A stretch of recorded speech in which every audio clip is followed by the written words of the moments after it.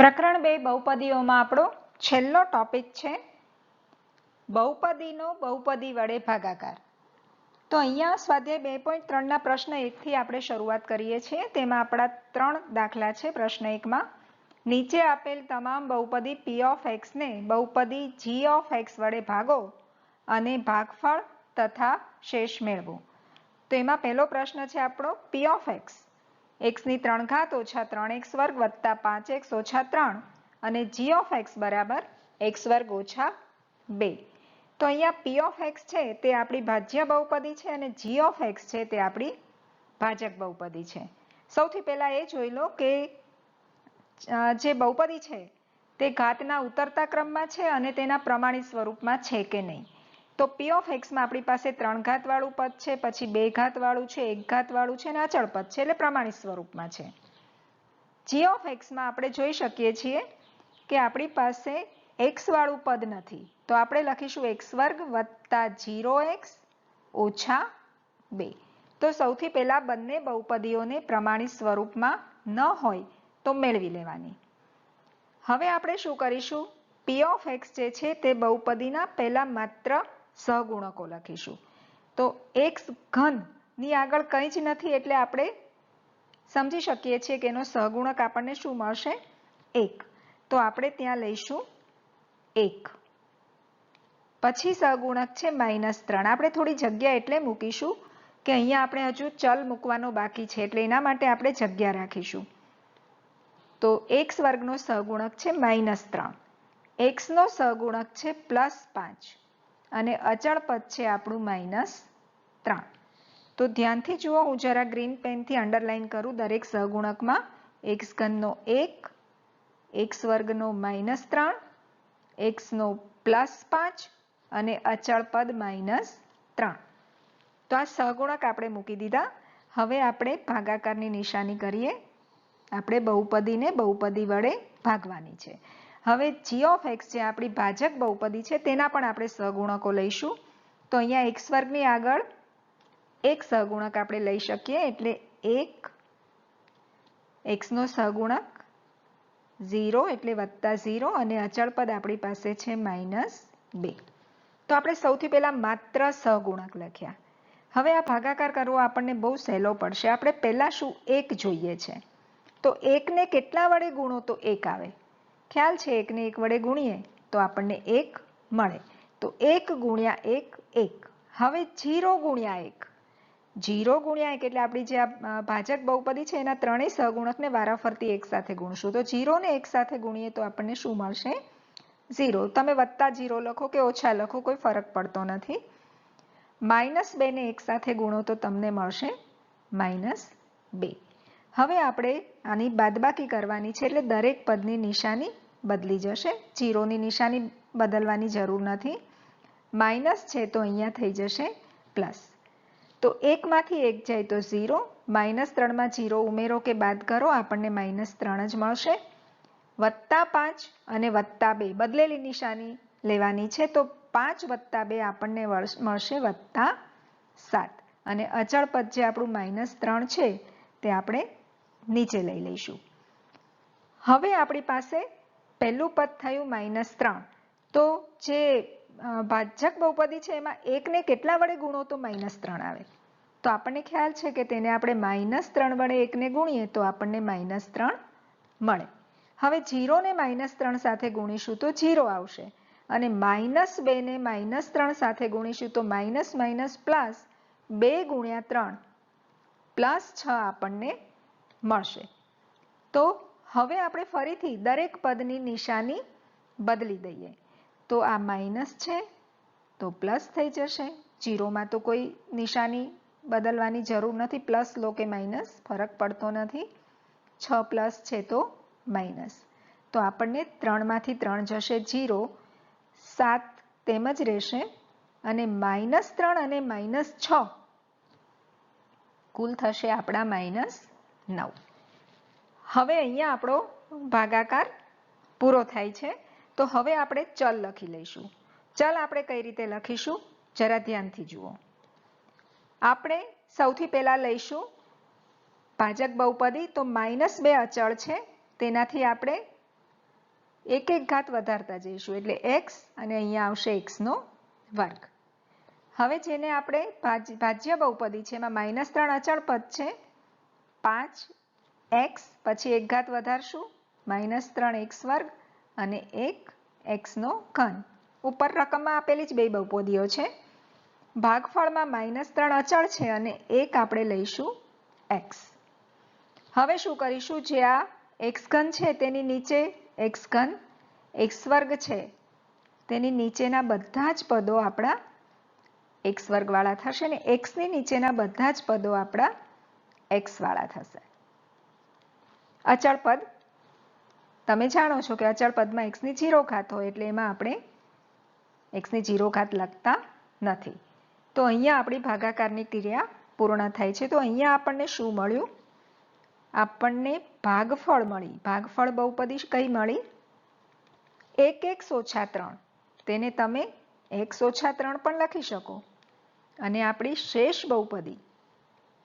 શેષ બહુપદી આપણને મળી છે 7x ઓછા 9.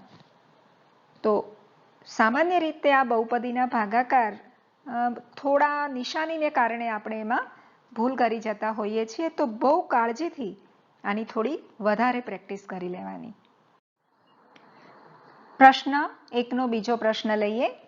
p of x બરાબર x ની 4 ઘાત ઓછા 3x નો વર્ગ વત્તા 4x વત્તા 5 અને g of x બરાબર x વર્ગ વત્તા 1 ઓછા x. તો સૌથી પહેલા આપણે બંને બહુપદીઓને તેના પ્રમાણિત સ્વરૂપમાં લખી દઈએ. તો અહીંયા x ની 4 ઘાત પછી 3 ઘાત વાળું પદ નથી તો આપણે લખીશું 0x ની 3 ઘાત.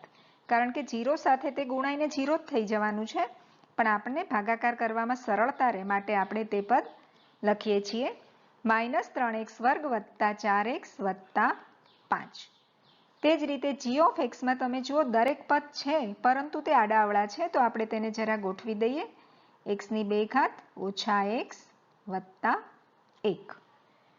હવે આપણે ભાગાકારની ક્રિયા શરૂ કરીએ. તો આગળ આપણે જે રીતે કર્યું હતું તે રીતે સૌથી પહેલા તો p of x ના સહગુણકો આપણે લખી લઈએ. આપણને ખ્યાલ છે કે x ની 4 ઘાતની આગળ 1 છે માટે તેનો સહગુણક થશે 1. પછી x ની 3 ઘાતનો સહગુણક 0, x વર્ગનો સહગુણક ઓછા 3, x નો સહગુણક 4 અને અચળ પદ છે આપણું વત્તા 5. 4 પણ ધન જ છે. હવે આપણે તેને ભાગીએ g of x વડે. તો g of x ના સહગુણક આપણી પાસે છે x વર્ગનો સહગુણક ફરીથી 1 છે અને -x છે તેનો સહગુણક -1 થશે એટલે કે 1 ઓછા 1 અચળ પદ વત્તા 1. ફરીથી આપણે બંનેના પહેલા પદ જોઈએ. અહીંયા પણ 1 છે, અહીંયા પણ 1 છે તો 1 ગુણ્યા 1 1 થાય તો આપણને મળશે 1 એકા 1. હવે -1 સાથે 1 ને ગુણીએ તો આપણને ફરીથી મળશે 1 પણ -1 કારણ કે ઋણ નિશાની છે. અને અચળ પદ 1 સાથે આપણે 1 ને ગુણીએ તો +1. હવે આપણે નિશાની બદલીએ. માઇનસ છે તો પ્લસ, પ્લસ છે તો માઇનસ. તો આપણને મળશે 0. બદલેલી નિશાની સાથે લઈશું એટલે +1. -3 અને -1 આપણને મળશે -4. +4 અને +5 તો ઉપર છે તે આપણે અહીંયા લઈ લઈશું. ફરીથી આપણે જોઈએ તો એક જ જોઈએ છે તો 1 થી જ આપણે ભાગ ચલાવવો પડશે એટલે વત્તા 1. 1 એકા 1. ફરી -1 ગુણ્યા 1 એટલે -1. +1 ગુણ્યા 1 એટલે +1. નિશાની બદલીએ માઇનસ પ્લસ માઇનસ. તો ફરીથી આપણને મળશે 0. -4 અને +1 આપણને મળશે -3. +4 -1 આપણને મળશે +3 અને +5 જે ઉપર હતા તે આપણે મૂકી દઈશું. હવે આપણે જોઈએ 1 ને શાના વડે ગુણીએ તો -3 મળે. તો આપણે જાણીએ છીએ કે 1 ને -3 વડે ગુણીએ તો આપણને -3 મળે. હવે -1 ને -3 થી ગુણીએ તો માઇનસ પ્લસ +3 થશે અને +1 છેલ્લું જે અચળ પદ છે તેને -3 થી ગુણીએ તો -3. તો ફરી આપણે નિશાની બદલીએ. માઇનસ છે તો પ્લસ, પ્લસ છે તો માઇનસ અને માઇનસ છે તો પ્લસ. તો 3 માંથી 3 જશે તો 0, ફરી 3 માંથી 3 જશે તો 0, +5 અને +3 આપણને મળશે +8. હવે આપણે ચલ મૂકી દઈએ.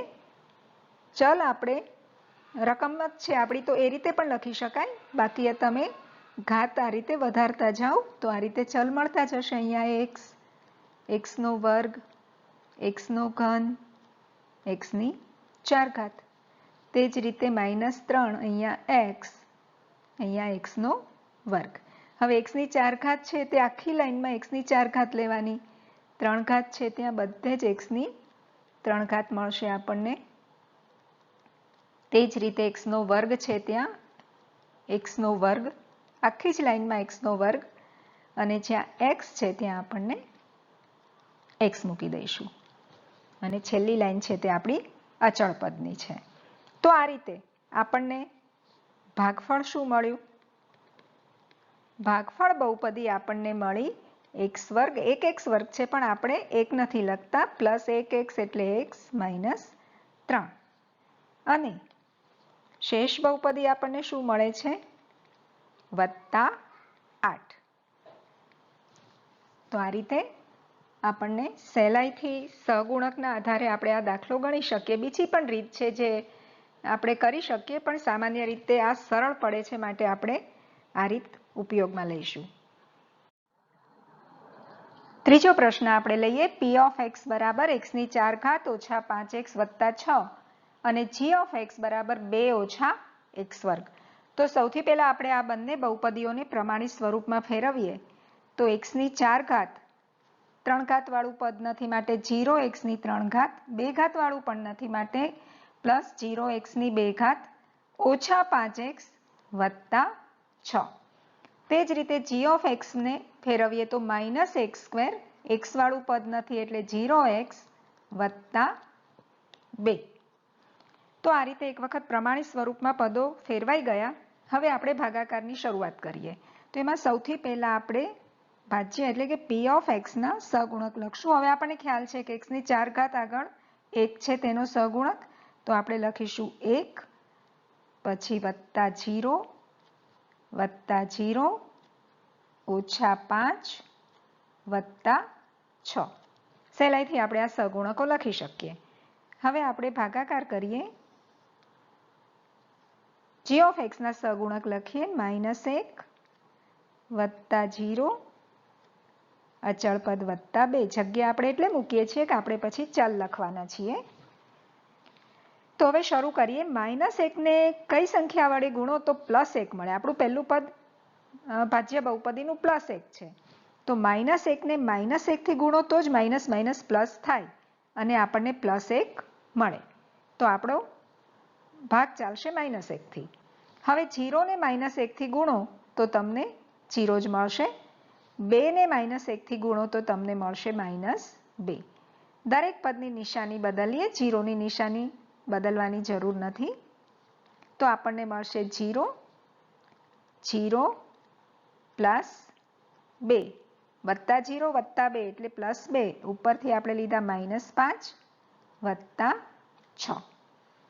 હવે પહેલો 0 તો આપણે એનું થઈ ગયો ભાગાકાર. હવે આ જે બીજો 0 છે તો એ 0 ને -1 ને શાનાથી ગુણો તો 0 આવે.